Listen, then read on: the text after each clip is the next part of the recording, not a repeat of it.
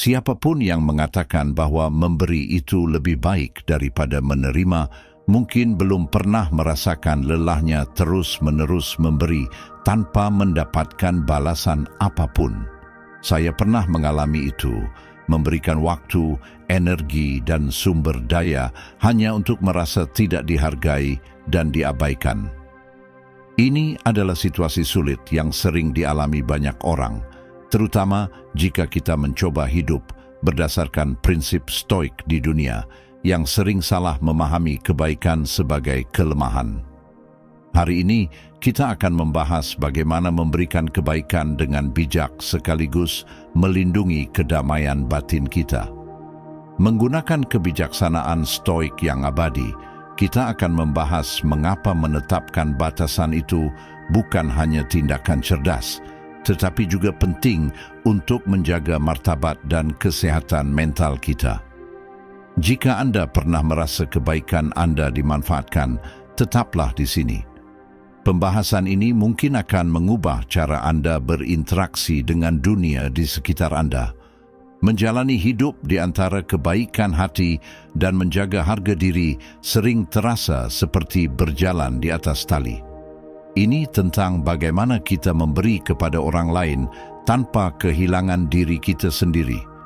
Tetapi, bagaimana caranya menemukan keseimbangan ini?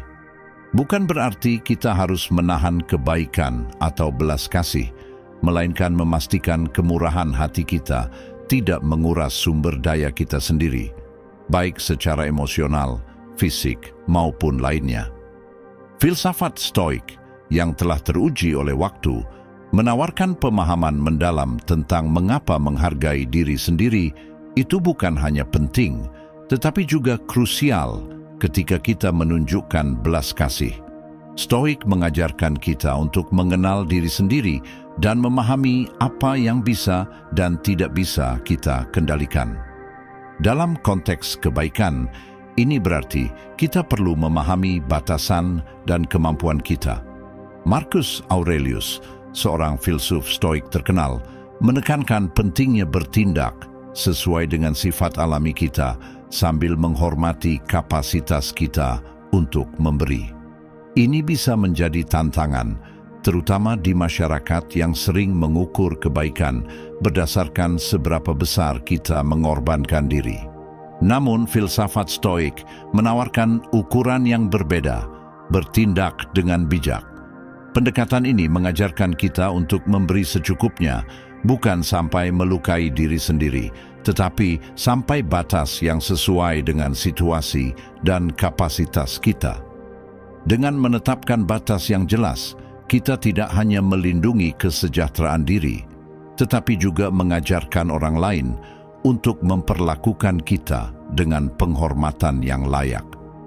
Filosofi ini membantu kita menciptakan hubungan yang lebih sehat, di mana kebaikan datang dari tempat yang benar, bukan karena rasa kewajiban atau tekanan. Ketika kita berbicara tentang sumber daya, yang dimaksud bukan hanya hal-hal materi, sumber daya emosional dan mental sama pentingnya. Pernahkah Anda merasa benar-benar lelah setelah seharian membantu orang lain, seolah-olah Anda telah memberikan seluruh diri Anda? Itu adalah tanda bahwa kebaikan Anda mungkin tidak seimbang. Untuk mencegah hal ini, kita harus mempertimbangkan untuk menetapkan batas yang jelas. Batas ini bukan penghalang untuk menjauhkan orang lain, tetapi lebih sebagai pedoman yang membantu kita berinteraksi dengan orang lain secara hormat dan berkelanjutan. Tidak apa-apa untuk mengatakan tidak atau memberitahu seseorang, "Saya bisa membantu Anda dengan ini," tetapi tidak dengan itu. Tindakan ini tidak hanya melindungi kesejahteraan kita, tetapi juga mengajarkan orang lain bagaimana memperlakukan kita dengan penghormatan yang seharusnya. Selain itu, menghargai diri sendiri dalam filosofi stoik bukan tentang ego atau kesombongan.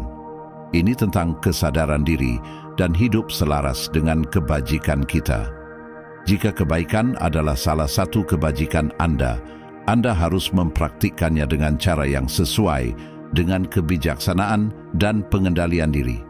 Kebaikan, menurut Stoik, bukanlah pintu air yang terbuka untuk semua orang setiap saat, melainkan aliran yang terukur dan diarahkan ke tempat di mana ia benar-benar membawa manfaat tanpa merusak dasar sungai itu sendiri. Pikirkan ini seperti instruksi keselamatan di pesawat. Anda selalu diminta untuk mengenakan masker oksigen Anda terlebih dahulu sebelum membantu orang lain. Kehidupan pun serupa. Anda tidak bisa efektif membantu orang lain jika Anda sendiri sedang kehabisan udara. Berbuat baik juga melibatkan pemahaman dan empati, tidak hanya untuk orang lain, tetapi juga untuk diri Anda sendiri. Saat Anda merasa terdorong untuk membantu atau memberi, luangkan waktu sejenak untuk memeriksa keadaan Anda sendiri. Apakah Anda benar-benar dalam posisi untuk membantu tanpa mengorbankan kesejahteraan Anda? Apakah tindakan kebaikan Anda berasal dari tempat kasih tulus, atau justru dari kebutuhan untuk disukai atau menghindari konflik? Pertanyaan-pertanyaan ini sulit, tetapi penting. Pertanyaan-pertanyaan ini membantu kita menyaring niat kita dan memastikan bahwa tindakan kita benar-benar berdasarkan kebajikan, bukan sekadar kemurahan hati yang dangkal. Dengan menjaga keseimbangan antara belas kasih dan penghargaan terhadap diri sendiri, kita membangun kebaikan yang berkelanjutan dan berdampak. Pendekatan ini tidak hanya membantu kita hidup sesuai dengan prinsip Stoik, tetapi juga memperkaya interaksi kita dengan orang lain. Ini menciptakan hubungan berdasarkan penghormatan bersama dan kepedulian yang tulus, bukan ekspektasi atau ketergantungan. Jadi, lain kali Anda mengulurkan tangan untuk membantu, jangan lupa untuk menjaga tangan yang lain di hati Anda sendiri. Memastikan hati itu tetap penuh dan kuat. Dengan cara ini, kapasitas Anda untuk memberi tidak hanya akan terjaga, tetapi juga tumbuh, membuat setiap tindakan kebaikan Anda menjadi jauh lebih bermakna. Ada kesalahpahaman umum bahwa menetapkan batas berarti kita menutup diri dari orang lain. Namun, mari kita ubah pandangan ini. Anggaplah batas sebagai garis panduan yang Anda buat di sekitar peta harta karun. Garis-garis ini membantu semua orang memahami nilai energi, waktu, dan emosi Anda tanpa memanfaatkannya secara berlebihan. Jadi, mari kita selami bagaimana menetapkan batas yang sehat bukan hanya tindakan perawatan diri, tetapi juga bagian penting dari menjalani kehidupan Stoik yang ditandai dengan kebijaksanaan dan pengendalian diri. Stoik sangat menekankan pada hidup selaras dengan sifat alami kita. Sebagian dari memahami sifat ini adalah menyadari batas kemampuan kita dan mengomunikasikannya dengan jelas. Seneca, salah satu pemikir Stoik yang paling dihormati, sering berbicara tentang pentingnya melindungi waktu kita dari gangguan yang tidak perlu, sama seperti kita melindungi properti kita. Ini bukan tentang menjadi pelit dengan waktu atau diri kita sendiri, tetapi memastikan bahwa kita menggunakannya dengan bijak, sesuai dengan nilai-nilai dan kemampuan kita. Ketika kita gagal menetapkan batas, kita seringkali berakhir merasa kewalahan dan kesal, dua emosi yang berusaha dikendalikan oleh para Stoik melalui pemikiran rasional dan kesadaran diri. Bayangkan, Anda adalah sebuah kendi berisi air. Setiap tugas atau bantuan yang Anda lakukan untuk orang lain menuangkan sebagian air Anda ke gelas mereka. Jika Anda terus menuang tanpa mengisi ulang, Anda akan kehabisan. Batas yang sehat memastikan Anda mengisi ulang kendi Anda dengan mengatakan tidak jika perlu, menyisihkan waktu untuk istirahat dan pemulihan, serta memilih kegiatan yang sejalan dengan nilai-nilai Anda. Mulailah dengan menetapkan batas kecil yang tidak konfrontatif, seperti janji pada diri sendiri. Contohnya, Putuskan bahwa Anda tidak akan memeriksa email setelah jam 8 malam agar Anda punya waktu untuk bersantai dan fokus pada pertumbuhan pribadi. Komunikasikan ini kepada orang lain dengan jelas dan tegas, misalnya dengan mengatakan, "Saya merasa lebih produktif jika saya memberikan waktu untuk memutuskan hubungan di malam hari. Saya akan membalas email selama jam kerja yang sudah ditentukan." Batas sederhana ini dapat membantu mengelola ekspektasi dan menciptakan rutinitas yang menghormati kebutuhan Anda untuk beristirahat. Selain itu, menetapkan batas dapat membantu kita menangani hubungan interpersonal dengan lebih efektif. Stoik mengajarkan kita untuk tidak terganggu oleh opini atau perilaku eksternal, tetapi untuk fokus pada tindakan dan reaksi kita sendiri. Dengan menetapkan batas, kita secara aktif memilih bagaimana kita bereaksi dan menjaga ketenangan pikiran kita. Misalnya, jika seseorang memiliki kebiasaan membuat permintaan yang tidak masuk akal, pendekatan stoik adalah dengan menjelaskan batas Anda dengan tenang. Anda bisa mengatakan, "Saya memahami kebutuhan Anda, tetapi saya hanya bisa membantu dalam batas ini. Mari kita cari solusi yang sesuai dengan kemampuan kita berdua." Pendekatan ini juga relevan dalam lingkungan profesional. Menetapkan batas di tempat kerja, seperti menentukan jam kerja yang jelas atau tugas yang dapat dilakukan, dapat mencegah kelelahan dan menciptakan lingkungan kerja yang lebih sehat. Hal ini juga menunjukkan bahwa Anda menghargai diri sendiri dan pekerjaan Anda cukup untuk melindungi waktu dan upaya Anda, yang pada gilirannya mendorong orang lain untuk menghormatinya. Ingatlah, menetapkan batas bukanlah tugas sekali jalan. Ini adalah proses berkelanjutan yang melibatkan introspeksi, menilai kebutuhan Anda, dan menyesuaikan batas Anda seiring perubahan kebutuhan tersebut. Seperti para stoik yang terus-menerus mempraktikkan refleksi diri dan penyesuaian dalam upaya mereka mengejar kebajikan, kita juga dapat menggunakan penetapan batas sebagai alat untuk lebih memahami dan merawat diri kita sendiri sambil membangun hubungan yang lebih sehat dan saling menghormati. Jadi, lain kali Anda merasa bersalah karena menetapkan batas, ingatlah bahwa Anda tidak hanya melindungi sumber daya Anda, tetapi juga mengajarkan orang lain bagaimana berinteraksi dengan Anda secara hormat dan penuh kesadaran. Itu adalah kemenangan bagi semua pihak yang terlibat. Mari kita bicarakan inti dari stoikisme dan bagaimana ini relevan dalam kehidupan kita saat ini, terutama ketika berhubungan dengan berbuat baik tanpa dimanfaatkan. Kekuatan batin dan ketahanan bukan hanya tentang bertahan menghadapi kesulitan, ini juga tentang berkembang di tengah tantangan sambil tetap menjaga ketenangan dan kebaikan. Jenis kekuatan ini adalah sesuatu yang selalu ingin dibangun oleh para stoik, dan ini sangat relevan dalam interaksi kita dengan orang lain. Pikirkan tentang saat-saat di mana Anda menghadapi tantangan atau ketika orang lain mendorong batas-batas Anda. Sangat mudah untuk bereaksi impulsif atau menyerah hanya demi menghindari konflik. Tapi, bagaimana jika Anda bisa merespons dengan tenang dan jelas, tetap teguh pada nilai-nilai Anda sambil tetap berbelas kasih? Inilah yang dimaksud dengan ketahanan ala stoik. Ini tentang memiliki kekuatan batin yang begitu kokoh sehingga keadaan eksternal tidak dapat menggoyahkan inti diri Anda.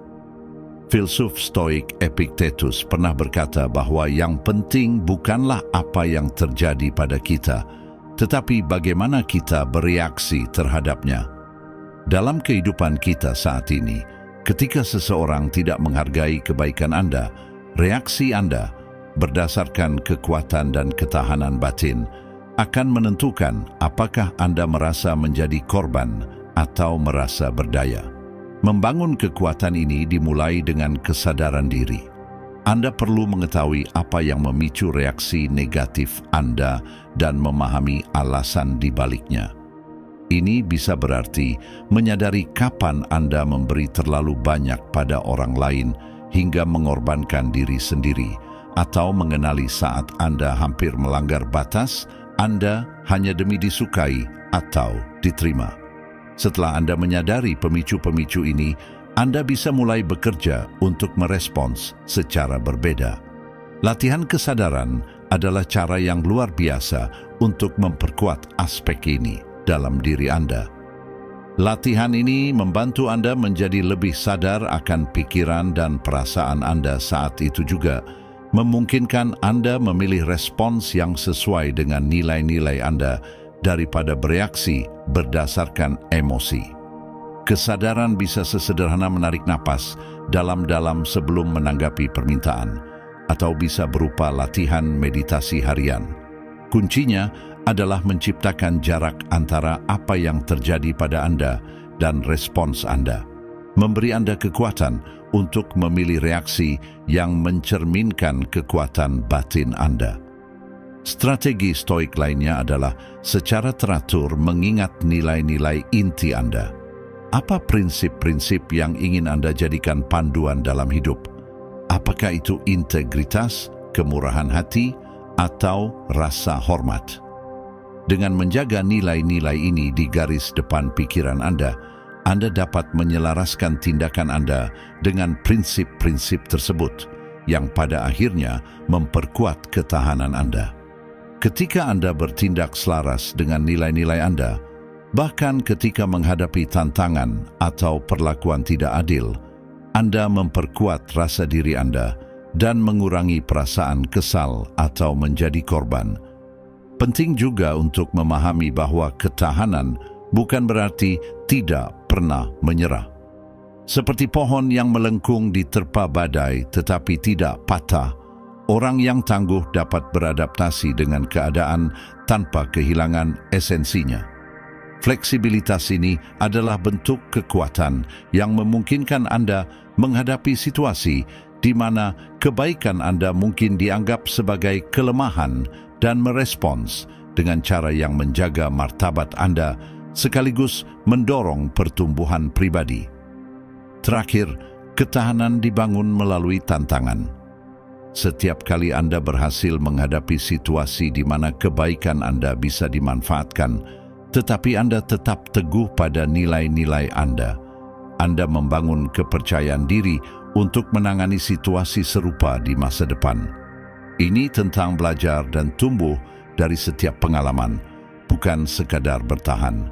Jadi, seiring Anda melangkah maju, anggaplah membangun kekuatan batin dan ketahanan Anda seperti melengkapi diri Anda dengan baju pelindung dan alat-alat.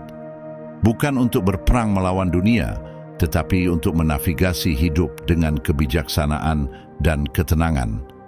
Dengan membangun benteng batin ini, Anda memastikan bahwa tindakan kebaikan Anda berasal dari tempat kekuatan dan keyakinan diri. Membuat Anda bukan hanya seorang pemberi, tetapi juga penjaga bijak atas kesejahteraan Anda sendiri. Pernahkah Anda berpikir tentang dampak nyata dari kebaikan Anda? Ini adalah sesuatu yang sering kita lakukan secara otomatis, memberikan senyuman, menawarkan bantuan, tetapi mari kita renungkan lebih dalam. Bagaimana jika kita mulai mempraktikkan kebaikan yang penuh kesadaran, di mana setiap tindakan kemurahan hati dilakukan dengan niat yang jelas dan hati yang tulus? Ini bukan sekadar tentang bersikap baik. Ini adalah tentang menjadi strategis dalam berbelas kasih, memastikan bahwa perbuatan baik kita benar-benar membantu orang lain tanpa menguras diri kita sendiri. Pendekatan yang penuh pertimbangan terhadap kebaikan ini selaras dengan praktik mindfulness dalam stoikisme, di mana setiap tindakan dilakukan dengan kesengajaan dan selaras dengan nilai-nilai inti kita. Dalam stoikisme, konsep kesadaran dan niat sangatlah penting. Para Stoik, seperti Marcus Aurelius, sering menekankan pentingnya bertindak dengan tujuan, bukan hanya mengikuti emosi. Ketika kita mempraktikkan kebaikan dengan kesadaran, kita tidak hanya bereaksi terhadap situasi, tetapi kita merespons dengan kebijaksanaan dan wawasan. Ini berarti meluangkan waktu untuk menilai bentuk bantuan yang benar-benar bermanfaat, serta kapan kita perlu mundur. Misalnya, pikirkan seorang teman yang terus-menerus meminta bantuan untuk hal-hal yang sebenarnya bisa ia tangani sendiri. Dengan otomatis mengatakan "ya" setiap kali, Anda mungkin berpikir Anda sedang berbuat baik. Tetapi, apakah Anda benar-benar membantu atau justru mendorong ketergantungan yang tidak sehat? Kebaikan yang penuh kesadaran melibatkan pemahaman mendalam tentang konteks, tindakan kita, dan dampaknya. Ini tentang bertanya pada diri sendiri, apakah tindakan kebaikan saya ini memberdayakan orang lain? Apakah ini mendorong kemandirian atau justru ketergantungan? Refleksi seperti ini bukan untuk menghakimi keinginan kita untuk membantu, tetapi untuk menyempurnakannya sehingga tindakan kita menghasilkan dampak positif bagi semua pihak yang terlibat. Ini sejalan dengan keyakinan Stoik bahwa kita harus melakukan apa yang benar, bukan hanya apa yang terasa baik. Dengan menyelaraskan tindakan baik kita dengan kebijaksanaan praktis, kita memastikan bahwa kebaikan yang kita berikan tidak hanya murah hati, tetapi juga benar-benar konstruktif. Selain itu, mempraktikkan kebaikan yang penuh kesadaran membantu kita tetap terhubung dengan kebijaksanaan batin kita. Koneksi ini memandu kita melewati batas tipis antara membantu dan melampaui batas, antara peduli dan mengendalikan. Ini mendorong kita untuk mempertimbangkan efek jangka panjang dari tindakan kita, membimbing kita untuk memberikan dukungan yang berkelanjutan dan penuh hormat. Sebagai contoh, alih-alih hanya memberikan uang kepada seorang teman yang sedang kesulitan keuangan, seseorang yang penuh kesadaran mungkin juga meluangkan waktu untuk mendiskusikan cara mengelola anggaran atau membantu merancang rencana keuangan. Pendekatan ini tidak hanya menyelesaikan masalah sesaat, tetapi juga memberdayakan teman tersebut untuk mengelola masa depannya dengan lebih baik. Aspek lain dari kebaikan yang penuh kesadaran adalah menyadari bagaimana perasaan kita saat membantu orang lain. Apakah kita mencari persetujuan, atau apakah kita benar-benar bertindak dari tempat kasih yang tulus? Stoikisme mengajarkan kita untuk menjadi sadar diri dan bertindak dari kekuatan internal, bukan mencari validasi eksternal. Audit batin ini membantu memastikan bahwa kebaikan kita murni dan tidak tercemar oleh keinginan untuk pengakuan atau imbalan. Ketika tindakan kebaikan kita berasal dari tempat yang tulus, mereka lebih mungkin efektif dan dihargai oleh orang lain. Akhirnya, kebaikan yang penuh kesadaran juga berarti menerima dan memahami batas dari pengaruh kita.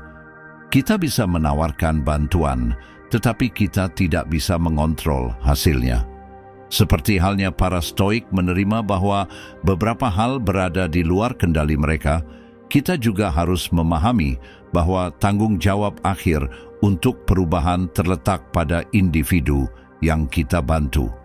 Kesadaran ini bisa sangat membebaskan, memungkinkan kita untuk memberikan bantuan tanpa terikat pada hasil, dengan keyakinan bahwa kita telah bertindak dengan benar, apapun hasil akhirnya. Mempraktikkan kebaikan yang penuh kesadaran berarti membawa pemikiran, kesadaran, dan niat ke dalam setiap tindakan kemurahan hati. Ini memastikan bahwa kebaikan kita tidak hanya terasa, tetapi juga berfungsi dan berdampak. Dengan mengintegrasikan prinsip-prinsip Stoik ke dalam tindakan kemurahan hati sehari-hari, kita tidak hanya meningkatkan nilai kebaikan kita, tetapi juga memperdalam hubungan kita dengan nilai-nilai dan prinsip-prinsip kita sendiri. Pendekatan ini tidak hanya mengubah cara kita bertindak, tetapi juga cara kita menjalani hidup. Cepat atau lambat, kita semua akan menghadapi momen di mana kebaikan kita tidak dihargai. Rasanya menyakitkan, bukan? Ketika Anda mengulurkan tangan dengan niat baik, namun yang Anda dapatkan justru adalah rasa tidak hormat, baik secara langsung maupun tidak langsung. Tetapi, mari kita lihat situasi ini dari sudut pandang Stoik. Alih-alih bereaksi dengan rasa sakit hati atau marah, kita bisa memilih untuk merespons dengan kebijaksanaan. Pendekatan ini bukan hanya tentang menjaga ketenangan. Ini tentang mengubah interaksi yang mungkin negatif menjadi pengalaman belajar bagi kedua belah pihak. Stoikisme mengajarkan kita bahwa reaksi kita adalah hal yang bisa kita kendalikan, meskipun tindakan orang lain berada di luar kendali kita. Ketika seseorang tidak menghormati kita, mudah untuk bereaksi secara impulsif, mungkin dengan kemarahan atau menarik diri. Namun, merespons dengan bijaksana berarti kita mengambil langkah mundur dan menganalisis situasi. Mengapa rasa tidak hormat itu terjadi? Seringkali, ini bukan sepenuhnya tentang kita, tetapi lebih mencerminkan perjuangan atau ketidakamanan orang lain. Dengan memahami hal ini, kita dapat menangani situasi tersebut dengan lebih efektif dan penuh belas kasih tanpa memperburuk konflik. Respons yang bijaksana dimulai dengan menjaga ketenangan kita. Pikirkan Marcus Aurelius yang menghadapi pengkhianatan dan rasa tidak hormat bahkan dari orang-orang terdekatnya. Dia memilih untuk menangani situasi-situasi tersebut dengan kepala dingin, fokus pada tanggapan yang rasional daripada reaksi emosional. Dalam kehidupan kita, ini bisa berarti mengambil jeda sebelum merespons, memberi diri kita waktu untuk menenangkan diri jika merasa tersulut. Jeda ini sangat penting. Ini memberi kita ruang untuk merumuskan respons yang sesuai dengan nilai-nilai kita dan hasil yang kita inginkan, bukan respons yang hanya melampiaskan emosi kita. Selanjutnya, pertimbangkan pentingnya komunikasi yang jelas saat menghadapi rasa tidak hormat. Penting untuk menyampaikan bagaimana perilaku tersebut memengaruhi kita tanpa menyalahkan orang lain. Misalnya, Anda dapat mengatakan, ketika Anda berbicara kepada saya dengan nada seperti itu, saya merasa tidak dihargai. Saya ingin memahami sudut pandang Anda, tetapi saya juga membutuhkan perlakuan yang penuh hormat. Pernyataan seperti ini membuka ruang untuk dialog tanpa tuduhan, yang lebih mungkin menghasilkan resolusi yang produktif dibandingkan argumen panas. Selain itu, Stoikisme mendorong kita untuk melihat peluang dalam setiap kesulitan. Interaksi yang tidak hormat, meskipun tidak menyenangkan, dapat mengajarkan kita tentang batasan kita dan seberapa teguh kita bersedia mempertahankannya. Situasi-situasi ini juga bisa menjadi pemicu untuk memperkuat ketahanan kita dan kemampuan kita menangani situasi sosial yang sulit. Setiap kali kita memilih respons yang bijaksana dibandingkan yang reaktif, kita tidak hanya menavigasi momen itu, tetapi juga membangun karakter kita dan memperkuat komitmen kita untuk hidup dengan kebajikan. Namun, penting juga untuk mengetahui kapan saatnya untuk melepaskan diri. Stoikisme tidak berarti Anda harus bertahan dalam situasi yang beracun atau penuh rasa tidak hormat secara terus-menerus. Terkadang, respons yang paling bijaksana adalah menjauh dari situasi tersebut. Ini bukan tanda kekalahan, tetapi keputusan strategis untuk melindungi kesejahteraan diri Anda. Seneca banyak menulis tentang kedamaian yang datang dari menjauhkan diri dari drama dan konflik. Mengingatkan kita bahwa kita tidak perlu merasa terpaksa tetap berada di situasi yang merugikan jiwa kita. Dengan mempraktikkan respons yang bijaksana ini, kita juga memberi contoh bagi orang lain.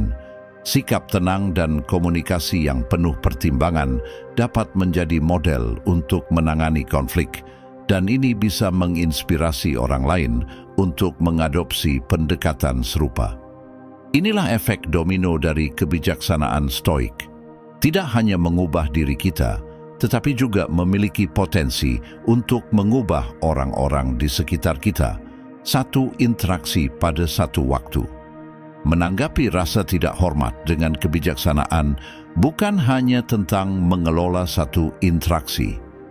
Ini tentang mengembangkan pendekatan seumur hidup terhadap tantangan dan konflik.